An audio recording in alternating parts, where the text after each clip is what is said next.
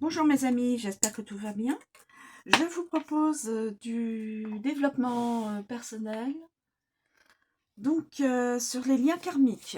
J'ai un tas de cartes messages sur les liens karmiques. Je vais en prendre une.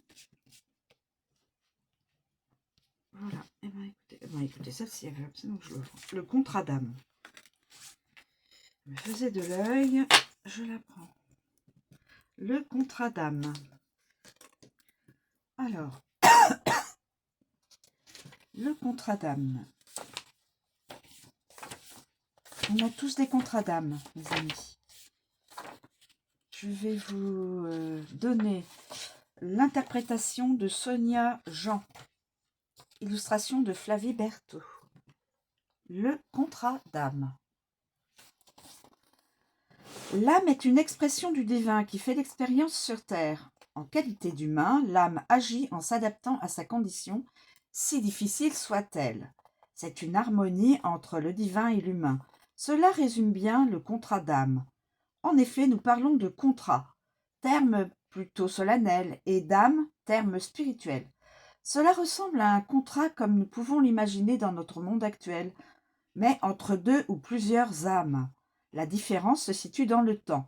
Ce contrat se conclut avant notre incarnation ou réincarnation, mais va s'appliquer pendant notre incarnation. Si nous devions transposer la situation sous une forme plus rationnelle, nous pourrions dire que cela ressemble à un contrat de mission. Avant la signature, nous établissions les conditions, les protagonistes ou sous-traitants qui feront partie de la mission, le lieu, le temps et la nature de la mission. Ensuite, toutes les parties signent et le contrat s'applique. Pour un contrat d'âme, c'est exactement la même chose. Avant la signature du contrat, les conditions vont être établies en la présence des âmes concernées et la nature de la mission définie. Dès lors, certaines rencontres ont été prévues bien avant notre incarnation et doivent remplir une mission précise que nous n'avons plus en conscience puisque l'âme oublie les informations de tout contrat lorsqu'elle s'incarne. Par ce contrat, un accord a été établi entre deux âmes pour accomplir une mission précise sur Terre. Cela peut être de former un couple pour offrir une incarnation à une âme particulière par une naissance terrestre. Cela peut être de créer une activité qui aura un impact important sur l'évolution de la conscience universelle. Cela peut être au contraire de nous faire subir des épreuves afin de nous faire évoluer dans notre chemin spirituel. Quel que soit le contrat signé, son unique objectif est l'évolution spirituelle des deux, ou de plusieurs âmes signataires du contrat. Message des maîtres karma. Ton âme a conclu un contrat d'âme avant ton incarnation, car ta mission demande à ce que tu sois accompagné dans certaines étapes de ton évolution. Cela ne signifie pas que tu n'es pas capable, mais que, devant l'ampleur et l'enjeu de la mission, nous avons décidé de prévenir un renfort auprès de toi pour te soutenir. Cela signifie par conséquent que tu dois t'ouvrir à autrui et à son aide. Tu vas faire des rencontres qui ont leur importance.